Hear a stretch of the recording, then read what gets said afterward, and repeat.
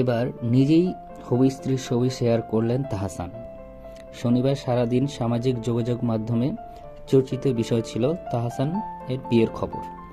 বিয়ের খবর হিসেবে ছড়ালেও বিষয়টি নাকচ করেন তাহসান।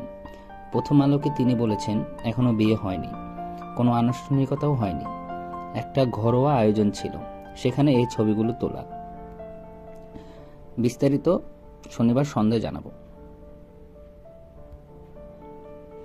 এর আগে আজ সকাল থেকেই সামাজিক যোগাযোগ মাধ্যমে তাহসান ও রোজার একাধিক ছবি ভাইরাল হয়। তাতে নেটিজনরা শুভেচ্ছা ও ভালোবাসা জানাতে থাকেন।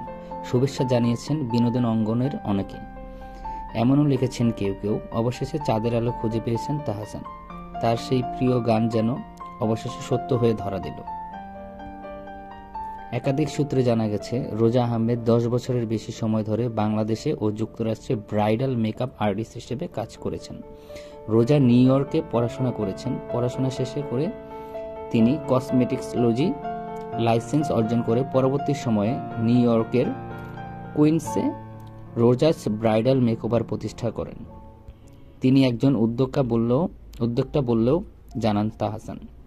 সামাজিক যোগাযোগ মাধ্যমে রোজা বেশ জনপ্রিয়, অসংখ্য অনুসারী রয়েছে তার।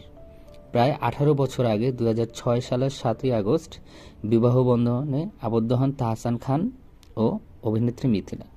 এরপর 2013 সালের 30 জুলাই তারা কন্যা সন্তানের বাবা মা হন।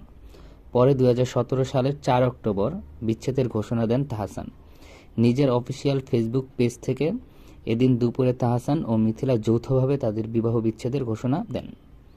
সাবেক এই দম্পতির বিচ্ছেদের বিষয়টি তাদের অনেক ভক্ত সহজভাবে মেনে নিতে পারেননি।